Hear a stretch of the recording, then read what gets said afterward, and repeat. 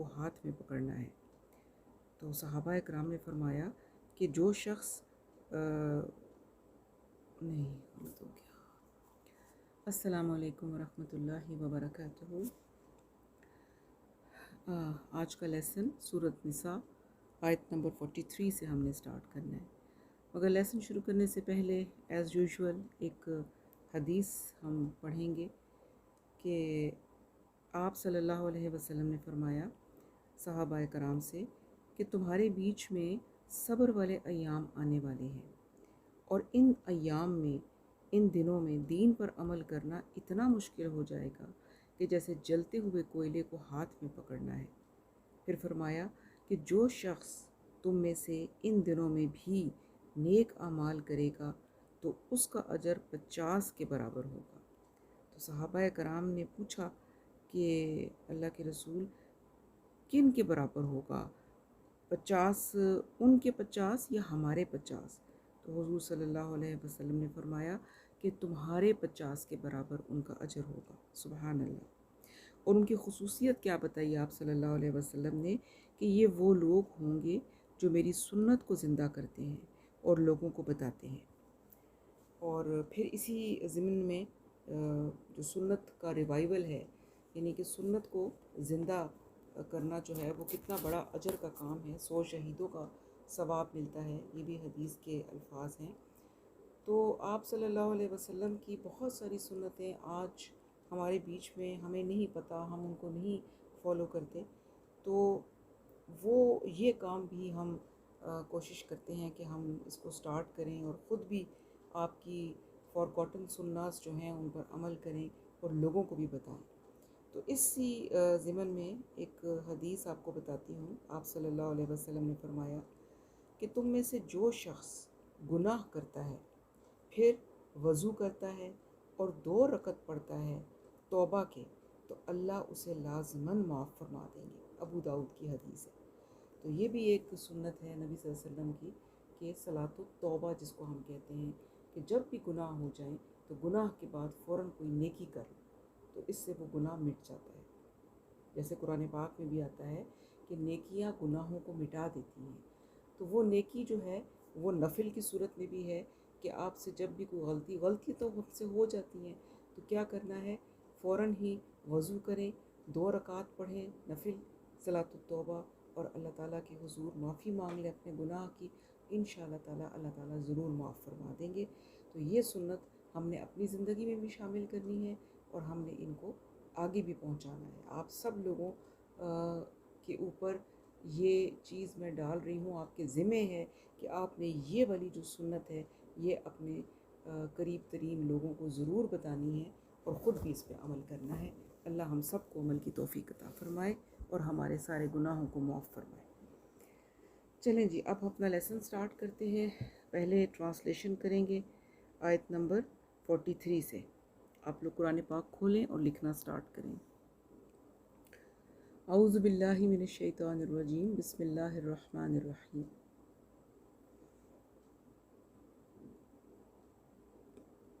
یا ایہا الذین آمنو، اے ایمان والوں، یا اے وہ لوگوں جو ایمان لائے،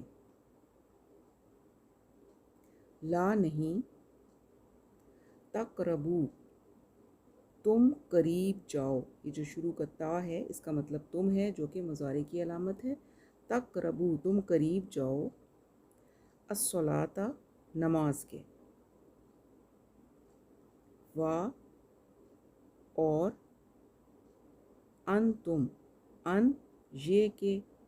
تم، اور یہ کہ تم، سکارا، حالت نشہ میں ہو۔ سکارا کا مطلب ہوتا ہے نشہ، نشے کی حالت میں ہو، حتیٰ، یہاں تک کہ، تعلمون، تم سمجھنے لگو، جاننے لگو، تم جاننے لگو یا تم سمجھنے لگو، ما، جو، تقولون، تم کہتے ہو، جو تم کہتے ہو وہ تمہیں معلوم ہو، تم سمجھو کہ تم کیا کہہ رہے ہو، تو تب تم نماز ادا کرو۔ نشے کی حالت میں نماز سے دوری کا کہا گیا ہے۔ ولا، وا اور لا نہیں،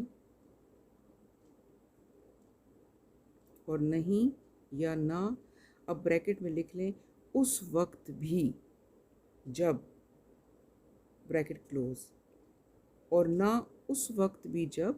جنوباً، جنوباً کیا، جنبی ہو، یعنی جب غسل کی حاجت ہو،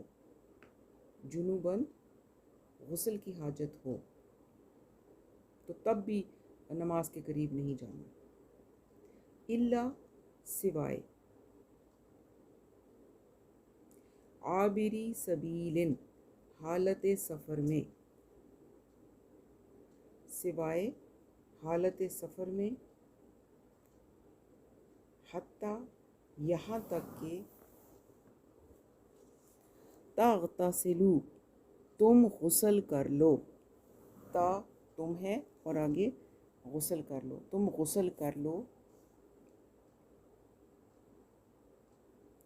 وا اور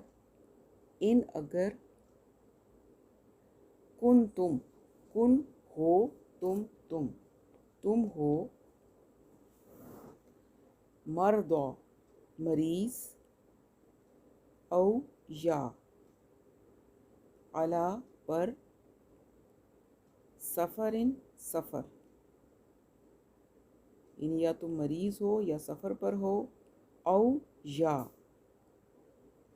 جاء آئے، احد کوئی ایک، منکم من سے، کم تم میں سے، کہاں سے آئے، من سے، الغائطی واش روم، غائطی ہوتا ہے غسل خانہ تو نہیں، اس کو کہہ سکتے ٹوائلٹ، او یا، لمستم، لمس تم، پاس گئے تم، مس ہوتا ہے نا چھونا، یعنی تم نے چھوا ہو یا تم پاس گئے ہو، کس کے، النساء، عورتوں کے، مراد کیا ہے کہ بیوی کے ساتھ کچھ ایسا تعلق قائم کیا ہے۔ فلم، پھر، لم نہیں، تجدو تم پاؤ، تا تم ہے اور تجدو تم پاؤ، ماءً پانی، فتیمموا، تو تیمموا تیمم کر لو، تیمم کر لو، کس سے، سعیداً مٹی سے، طیبہ پاک، سعیداً طیباً پاک مٹی سے۔ اب اس کا طریقہ بتایا جا رہا ہے، فمسحوا، تو، امسحوا مسح کر لو، مسح کر لو، کس کا، بوجوہکم، وجوہ منہ، کم اپنے منہ کا، وا اور، ایدیکم، ایدی ہاتھ، کم اپنے ہاتھوں کا، ایدی جو ہے جمع ہے، اپنے ہاتھوں کا، منہ اور ہاتھوں کا مسح کر لو، اس کو ہم تیمم کہیں گے۔ انا، یقیناً، اللہ کانا ہے، عفواً معاف کرنے والا، غفوراً بخشنے والا۔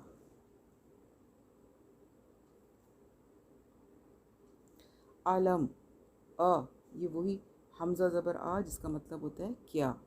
کبھی یہ الف کے اوپر زبر ہوگی تو حمزہ پڑھیں گے، کبھی یہ حمزہ ہی لکھا ہوا ہوگا تو اس کو بھی ہم حمزہ پڑھیں گے، تو دونوں کا مطلب ہوگا کیا، یا پھر اس کا ایک اور مطلب ہوتا ہے خواہ، کیا، لم نہیں، ترا تم نے دیکھا، علم ترا کیا تم نے نہیں دیکھا، الا طرف، الذین وہ لوگ جو، اوتو دیے گئے، اوتو دیے گئے، پیش سے سٹارٹ ہو رہا ہے اس لیے مجہول بن جائے گا، نصیباً ایک حصہ، ایک کہاں سے آیا، تنوین ہے تو ہم اس میں یہ ایڈیشن کر سکتے ہیں، نصیباً ایک حصہ، من سے، الکتابی کتاب،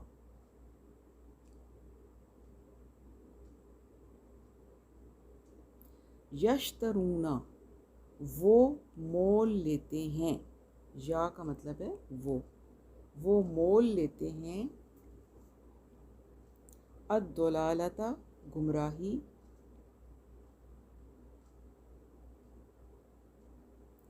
و اور، یریدون وہ چاہتے ہیں، یا پھر وہی مضارع کی علامت ہے جس کا مطلب ہے وہ چاہتے ہیں، ان کے، تدلو تم بہک جاؤ یا تم گمراہ ہو جاؤ،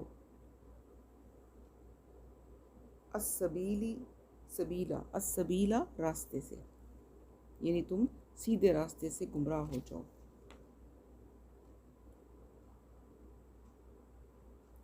واللہ اور اللہ،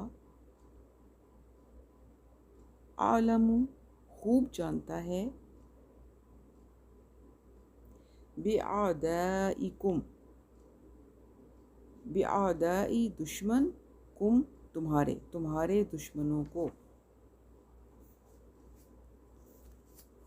دشمنوں کو،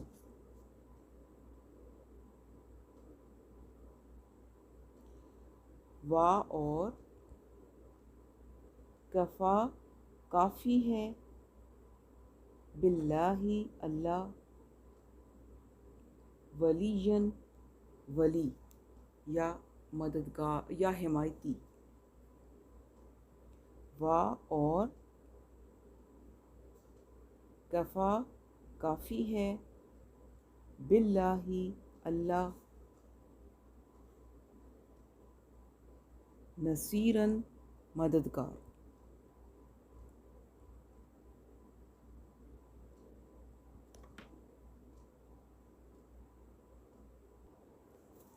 من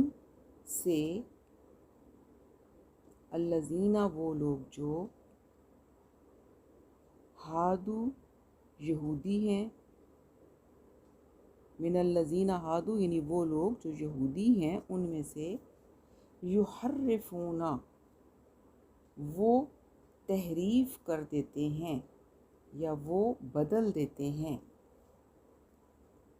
الکلمہ کلمات کو یا الفاظ کو، ان سے، مواضعی جگہ، ہی اس کی جگہ سے، یعنی ان الفاظ کو اپنی جگہ سے بدل دیتے ہیں، تحریف کر دیتے ہیں، اور کیا کرتے ہیں، وَيَقُولُونَ و اور، یقولون وہ کہتے ہیں، سمعنا سنا، نون زبر الف نا، ہم نے سنا، ہم نے، و اور، عصینا عصی عصیان سے نکلا ہوا ہے، نافرمانی کی، اور نون زبر الف نا، ہم نے سنا، ہم نے اور ہم نے نافرمانی کی، و اور، اسمع سنو، غیر نہیں، مسمعن سنوایا جائے، و اور، رائنا اس کا مطلب آپ لکھیں رائنا ہی لکھیں. لین موڑ کر، اور رائنا جو لفظ ہے اس کو کیا کرتے ہیں؟ لین موڑ کر، بی السنتی ہم، بی السنتی زبانوں کو، ہم اپنی زبانوں کو، وا اور تعنن تانے کی نیت سے، یعنی تانا دینے کی نیت سے، فی میں، الدینی دین میں. یعنی وہ کیا کرتے تھے، اس سے کیا مراد ہوئی؟ وہ کیا کرتے ہیں، وہ رائنا کو، ایک لفظ ہے رائنا، اس کو جب وہ بولتے تھے تو وہ اپنی زبانوں کو موڑ کر تانا دینے کی نیت سے کیا کہتے تھے؟ رائینا، رائنا کی بجائے رائینا، یعنی یہ کا ایڈیشن کر دیتے تھے. یہ پہلے آپ سورۃ بقرہ میں پڑھ چکے ہیں. تو اس سے اس کا میننگ چینج ہو جاتا تھا. وا اور لو اگر، انہم انا یہ کہ، ہم وہ، اور یہ کہ وہ اگر، قالو کہتے، سمعنا سمع سنا، نا ہم نے سنا، ہم نے، وا اور اطعنا اطاعت کی، نا نون زبر الف نا ہم نے. اور یہ بتایا جا رہا ہے کہ اگر وہ ایسا کہتے کہ ہم نے سنا اور ہم نے اطاعت کی، یعنی جیسے ہی ہم جو چیز سنتے ہیں فوراً اس کو مان لیتے ہیں. واسمع وا اور اسمع سنیے، وا اور انظرنا انظر نظر کیجئے، نا ہم پر، یعنی ہماری طرف نظر کیجئے، ہمیں بتائیے.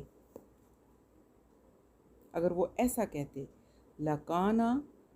لام یقیناً، یہاں پر لام کا مطلب ہوگا یقیناً، کانا ہوتا، لکانا تو یقیناً ہوتا، یعنی ایسا کہنا یقیناً ہوتا، خیراً بہتر، لہم ان کے لیے، لام لیے، ہم ان کے لیے، وا اور اقوامہ زیادہ درست ہوتا، وا اور لیکن لعنہم اللہ، لعنا لعنت کی، ہم ان پر، اللہ اللہ نے ان پر لعنت کی. کیوں کی؟ بکفرہم، بکفری با سبب، کفری کفر، ہم ان کے کفر کی وجہ سے اللہ نے ان پر لعنت کی. فا پس، لا نہیں، یؤمنون وہ ایمان لاتے، الا سوائے یا مگر، قلیلاً تھوڑے،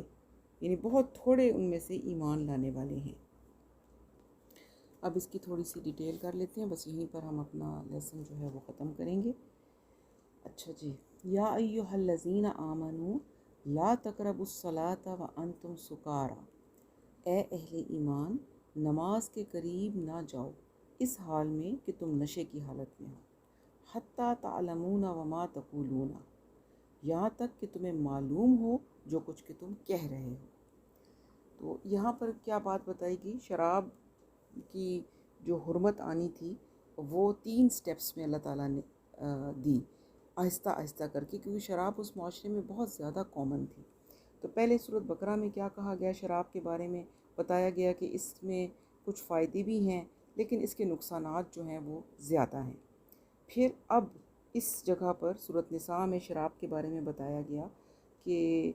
جب تم نشے کی حالت میں ہو تو تم نماز کے قریب نہ جانا. بالکل نشے کی حالت میں نماز نہیں پڑھی جا سکتی جب تک کہ نشہ اتر نہ جائے اور تمہیں یہ معلوم نہ ہو کہ تم کیا کہہ رہے ہو، اس وقت تک تم نماز نہیں پڑھ سکتے۔ اور پھر آگے جا کر اب جو تیسرا حکم آئے گا وہاں پر اس کو حرام قرار دیا جائے گا۔ ابھی تک وہ حرمت سختی والی نہیں آئی تھی۔ اب چونکہ شراب کی حرمت کا حکم ابھی نہیں آیا تھا، لہٰذا ایسا ہوتا تھا کہ بعض اوقات لوگ جو تھے، چونکہ ان میں شراب ایک عام چیز تھی، جیسے آج ہم چائے پیتے ہیں، تو لوگ نشے کی حالت میں ہوتے تھے اور پھر جب نماز کا وقت ہوتا تھا تو وہ نماز اسی طرح سے پڑھ لیا کرتے تھے، اور چونکہ نشے میں ہوتے تھے تو وہ کچھ کا کچھ پڑھ جاتے تھے۔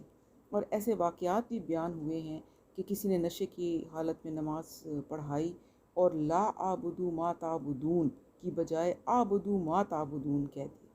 اور اس طرح سے یہ بالکل اس کا میننگ ہی چینج ہو گیا۔ اور پھر اس کے اوپر یہ آیت نازل ہوئی کہ تم آئندہ سے جب نشے کی حالت میں ہو تو نماز کے قریب نہ جاؤ اس وقت تک کہ تمہیں معلوم ہو کہ تم کیا کہہ رہے ہو۔ تو یہاں سے ایک اشارہ اور بھی ملتا ہے کہ نماز ایک تو یہ کہ نشے کی حالت میں نہیں پڑھنی، دوسرا یہ کہ جب تم نماز پڑھو تو تم اتنا اپنے مائنڈ کو پریزنٹ کر کے پڑھو کہ تمہیں پتہ ہو کہ تم کیا کہہ رہے ہو۔ صرف رٹی رٹائے الفاظ نہیں پڑھنے، بلکہ ان کے میننگز پتہ ہوں۔ جو چیز تم اللہ تعالیٰ سے مانگ رہے ہو نماز میں، یا جو اللہ کی تعریف بیان کر رہے ہو، تمہیں معلوم ہو کہ تم کیا کہہ رہے ہو۔ اپنے پورے ہوش و حواس میں اور پوری لگن کے ساتھ اور توجہ کے ساتھ نماز کو پڑھو۔ ولا جنبن الا عابری سبیل حتی تغتسلوا، اور ایسی حالت یعنی اسی طرح سے جنابت کی حالت میں بھی نماز کے قریب نہ جاؤ جب تک کہ غسل نہ کر لو، الا یہ کہ راستے سے گزر رہے ہو۔ یعنی کیا فرمایا کہ اگر تم اپنی بیویوں کے ساتھ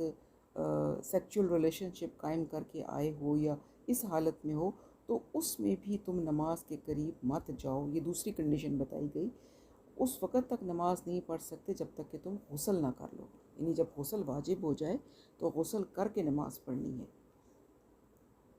الا عابری سبیلی کے بارے میں مختلف اقوال آتے ہیں، لیکن یہی ہے کہ یعنی کہ اس میں یہ ہے کہ کسی بھی، چونکہ اس حالت میں آپ جب تک پاک نہیں ہے تو مسجد میں بھی نہیں جا سکتے،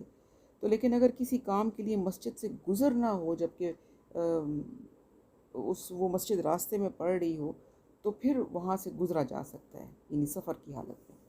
یہ کچھ علماء کا قول ہے جو میں نے نقل کر دیا ہے۔ وَإِن كُنتُم مَرْضَىٰ أَوْ عَلَىٰ سَفَرٍ، اور اگر، پھر آگے کنڈیشن ایک اور بتائی گئی، اگر تم بیمار ہو یا سفر کی حالت میں ہو، یعنی آدمی کو تیز بخار ہے، کوئی اور تکلیف ہے جس میں وہ غسل نہیں کر سکتا، یعنی غسل واجب ہو گیا ہے اس کے اوپر، لیکن اب وہ کیا ہے کہ وہ غسل کر نہیں سکتا، کہ یا تو وہ سفر میں ہے اور اس کے پاس پانی نہیں ہے موجود، یا پھر وہ اس کو کوئی ایسی بیماری ہے کہ وہ پانی کے قریب نہیں جا سکتا، یا جاء احد منکم من الغائط، یا تم میں سے کوئی ٹوائلٹ سے ہو کر آیا ہے، او یا لمستم النساء، تم میں سے کوئی عورتوں کے ساتھ ایک تعلق بنا کے آیا ہے، یعنی وہی سیکچول ریلیشن شپ۔ ان تمام چیزوں کے بعد جو ہے وہ وضو یا غسل کرنا ضروری ہوتا ہے۔ تو اب کیا ہے، فَلَمْ تَجِدُوا مَاءً، اور پھر اس کے پاس پانی موجود نہیں ہے، پانی نہیں ہے، ظاہر ہے غسل کے لیے بھی پانی چاہیے، وضو کے لیے بھی پانی چاہیے۔ اب پانی نہیں ہے لیکن غسل واجب ہو گیا، یا اگر وہ ٹوائلٹ سے آیا ہے تو وضو اس کو ضروری کرنا ہے، تو پھر اب کیا کرے، نماز تو پڑھنی ہے، وہ تو نہیں چھوڑنی۔ پھر آگے بتایا گیا فَتَيَمَّمُوا صَعِيدًا طَيِّبًا، تو پھر کیا کرو، پاک مٹی سے تیمم کر لو، یعنی وہ تمام صورتیں کہ جن میں غسل یا وضو واجب ہے، ان میں اگر بیماری یا غسل کی وجہ سے یا حالت سفر میں کی وجہ سے جو ہے وہ نہیں غسل کیا جا سک رہا، یا واش روم سے آیا ہے اور وضو نہیں کر پا رہے پانی کی عدم دستیابی کی وجہ سے، تو پھر کیا کرنا ہے کہ پاک مٹی لے لو اور اس سے تیمم کر لو اور پھر نماز پڑھ لو، نماز نہیں چھوڑنی۔ فَأَمْسَحُوا بِوُجُوهِكُمْ وَأَيْدِيكُمْ، اور اس مٹی سے کیا کرنا ہے، اب تیمم کا طریقہ بتایا جا رہا ہے، اس سے اپنے چہروں اور ہاتھوں پر مسح کر لو۔ یعنی مٹی کے اوپر ہاتھ مارو، پھر ہاتھوں کے اوپر ہلکا سا پھونک دے کے ایسے ان کو صاف کرو، اور ان ہاتھوں کو منہ پہ مار لو، اور اپنے جو دونوں ہاتھوں کے اوپر والا حصہ ہے اس کے اوپر ہاتھ پھیر لو، تو بس اس سے یہ غسل بھی ہو گیا اور تیمم وضو بھی ہو گیا۔ اتنا آسان طریقہ اللہ تعالیٰ نے بتا دیا۔ ہمارے دین میں اتنی آسانیاں ہیں کہ نماز پڑھنی ضروری ہے، اگر پانی نہیں ہے تو تیمم کر لو، لیکن چھوڑنی نہیں ہے نماز۔ ان اللہ کان عفوا غفورا، یقیناً اللہ تعالیٰ بہت معاف کرنے والے اور بخشنے والے ہیں۔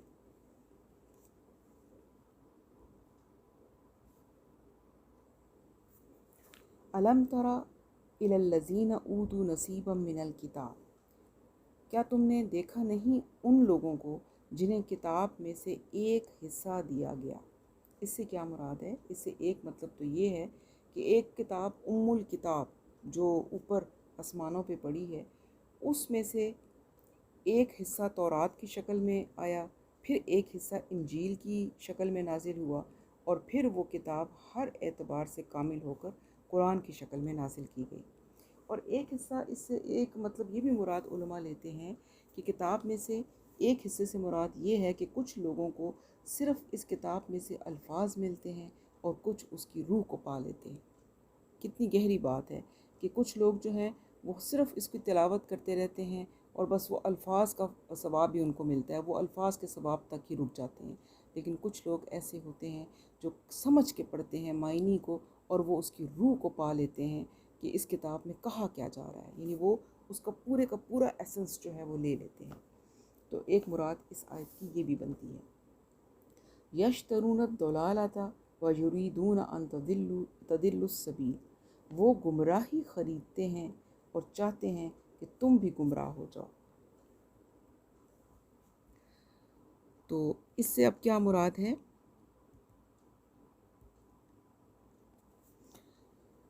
اس سے اگر ہم مراد وہ زمانے کی بات لیں تو اس زمانے میں مشرکین مکہ جو تھے وہ کیا کرتے تھے، وہ خود بھی قرآن نہیں سنتے تھے اور لوگوں کو بھی اس سے دور کرتے تھے، اور اس مقصد کے لیے مختلف طریقے انہوں نے استعمال کیے۔ ایران سے وہ مختلف وہ قصہ گو منگوائے، گانے بجانے والے منگوائی، لونڈیاں، موسیقی کے آلات منگوائے، تاکہ لوگ جو ہیں جب آپ صلی اللہ علیہ وسلم قرآن کی تبلیغ کریں، قرآن سنائیں، تو وہ یہ والے کام شروع کر دیتے تھے، اور لوگ جو تھے وہ اس طرف آ جاتے تھے، اور یوں وہ لوگوں کو قرآن کی طرف آنے سے روکتے تھے۔ اور آج کے زمانے میں بھی اسی طرح کچھ ہو رہا ہے کہ ہمارے ہاں بھی اور اتنی زیادہ چیزیں ہیں جن میں ہم محو ہو کر قرآن سے غافل ہو گئے ہیں، اور شیطان تو چاہتا ہی یہی ہے۔ یہ شیطان کی ہتھ کنڈے ہیں اصل میں، کہ وہ یہ چاہتا ہے کہ لوگ قرآن سے غافل رہیں، کیونکہ اس کو پتہ ہے کہ جو قرآن کو جس نے پا لیا وہ میرے ہاتھوں سے نکل جائے گا۔ اسی لیے کہا گیا، کسی عبادت سے پہلے اللہ نے یہ نہیں کہا کہ اعوذ باللہ پڑھ کے میری پناہ لے لیا کرو، صرف قرآن مجید کی تلاوت سے پہلے کہا گیا کہ جب قرآن پڑھنے لگو تو میری پناہ میں آ جایا کرو اعوذ باللہ پڑھ کے۔ اور شیطان کو بھی پتہ ہے کہ شیطان نماز پڑھنے والے کو بھی شاید اتنا نہیں بہکاتا، اور نیکی کرنے والوں کو بھی نہیں، لیکن جو قرآن کو ترجمے کے ساتھ اس نیت سے پڑھنا شروع کرتا ہے، اس کے پیچھے وہ اپنے پورے لشکروں کے ساتھ حملہ کرتا ہے، اور اس کی پوری کوشش ہوتی ہے کہ وہ مختلف طریقوں کے ساتھ اس بندے کو اس قرآن کو اس طرح سے پڑھنے سے روکے۔ تو ہم چونکہ قرآن کے اسٹوڈنٹس ہیں تو ہمیں بہت محتاط رہنا ہے، اور شیطان کی ان چالوں کو سمجھنا ہے اور ان کو ناکام بنانا ہے۔ واللہ اعلم باعدائکم، اور اللہ تمہارے دشمنوں سے خوب واقف ہے، یعنی اللہ کو معلوم ہے تمہارے دشمنوں کے بارے میں جو تمہیں قرآن سے روکتے ہیں، چاہے وہ انسانوں کی شکل میں ہیں چاہے شیاطین کی شکل میں ہیں۔ وَكَفَى بِاللَّهِ وَلِيًّا وَكَفَى بِاللَّهِ نَصِيرًا، اور اللہ کافی ہے تمہاری لیے، تمہارے ولی اور تمہارے پشت پناہ ہونے کی حیثیت سے، اور وہ کافی ہے تمہارے مددگار ہونے کے اعتبار سے بھی، یعنی اللہ تعالیٰ کی جو مدد ہے وہ تمہارے لیے بہت کافی ہے اگر تم اس کو پکڑو۔ اگر ہم سچے دل سے دین پر چلیں گے تو اللہ دشمنوں کی رکاوٹوں اور ان کے خلاف ڈھال بن جائیں گے ہمارے لیے، اگر ہم سچی نیت کے ساتھ اس راستے پہ چلیں گے۔ اور باقی معاملات میں بھی ایسا ہی ہے کہ سب کچھ اللہ کے حوالے کر دیں تو اللہ تعالیٰ مدد کرتے ہیں۔ پھر دعا کریں کہ حسبی اللہ، اللہ آپ ہمارے لیے کافی ہیں، جب بھی کوئی زندگی میں کمزور گھڑیاں آ جائیں، ہم کمزور پڑیں، تو قرآن کی یہ آیات پڑھیں، انسان کے دل کو بڑی ڈھارس ملتی ہے۔ وَكَفَى بِاللَّهِ وَلِيًّا وَكَفَى بِاللَّهِ نَصِيرًا، حسبی اللہ، یہ آیات جو ہیں یہ بہت زیادہ جو ہیں وہ انسان کو ڈھارس اور مدد دیتی ہیں، اور ہمیں ہر معاملے میں اللہ تعالیٰ کے اوپر بھروسہ کرنا چاہیے، اس سے مدد لینی چاہیے، وہ ضرور مدد کرتا ہے، اور تمام دشمنوں اور مشکلوں سے پھر وہ بچا لیتا ہے اپنے نیک بندوں کو۔ من الذین ہادوا یحرفون الکلام عن مواضعہ، اب فرمایا کہ ان یہودیوں میں سے کچھ لوگ ایسے ہیں جو کلام کو اس کے اصل مقام سے پھیر دیتے ہیں۔ کیسے پھیرتے ہیں؟ وَيَقُولُونَ سَمِعْنَا وَعَصَيْنَا، اور وہ کہتے ہیں ہم نے سنا اور ہم نے نافرمانی کی، ہم نے نہیں مانا۔ یہودیوں کی یہ عادت تھی کہ وہ اپنی زبانوں کو توڑ موڑ کر الفاظ کو کچھ کا کچھ بنا دیتے تھے، جیسے وہ ہوتے ہیں نا ذو معنی الفاظ بولتے تھے، ایمبیگوس الفاظ جو تھے وہ بولتے تھے، اور جب ان کو پکڑتا تھا کوئی کہ یہ تم کیا کہہ رہے ہو، تو وہ فوراً کہتے تھے ہمارا مطلب یہ تو نہیں ہے، ہم تو ایسا کہہ رہے ہیں۔ تو ان کی اسی چیز کو یہاں پر اللہ تعالیٰ نے بتایا کہ وہ جو ہیں وہ توڑ موڑ کر زبانوں کو، الفاظ کو کچھ کا کچھ بنا دیتے ہیں۔ رسول اللہ صلی اللہ علیہ وسلم کی خدمت میں جب حاضر ہوتے ہیں اور وہ آپ سے اللہ تعالیٰ کے احکامات سنتے ہیں، تو وہ کہتے ہیں سمعنا وعصینا۔ بظاہر تو اہل ایمان جب سنتے تھے تو وہ کہتے تھے سمعنا واطعنا، کہ اللہ ہم نے، کہ نبی صلی اللہ علیہ وسلم سے کہ ہم نے سنا اور ہم نے قبول کیا، ہم نے اطاعت کی۔ تو وہ اطعنا کا توئے ہٹا دیتے تھے اور وہ کہتے تھے سمعنا وعصینا، کہ ہم نے سنا اور ہم نے نافرمانی کی، ہم نے کوئی نہیں مانا۔ اور جب کوئی ان کو کہتا کہ یہ تم کیا کہہ رہے ہو، تو وہ کہتے ہیں آپ کو سننے میں غلطی ہوئی ہے، ہم نے تو اطعنا کہا ہے۔ تو اس طرح کے الفاظ وہ بولا کرتے تھے۔ وَاسْمَعْ غَيْرَ مُسْمَعْ، اور یوں ہی پھر وہ کہتے تھے سنیے نہ سنا جائے، یعنی وہ حضور صلی اللہ علیہ وسلم کی مجلس میں آپ کو مخاطب کر کے کہتے ذرا ہماری بات سنیے، ساتھ ہی چپکے سے کہہ دیتے آپ سے سنا نہ جائے، یعنی آپ کی بات کو کوئی نہ سنے، اس طرح کر کے، یعنی بظاہر تو کہتے کہ ہماری بات سنیں، ہمیں سمجھ میں نہیں آ رہا، لیکن اس کو مسمع کر کے میم لگا کر تو اس کو بولتے، تو اس کا مطلب بنتا تھا کہ آپ جو بھی بول رہے ہیں اس کو نہ سنا جائے، اور اس طرح سے وہ آپ کی شان میں گستاخی کی مرتکب ہوتے ہیں۔ پھر اور کیا کہتے؟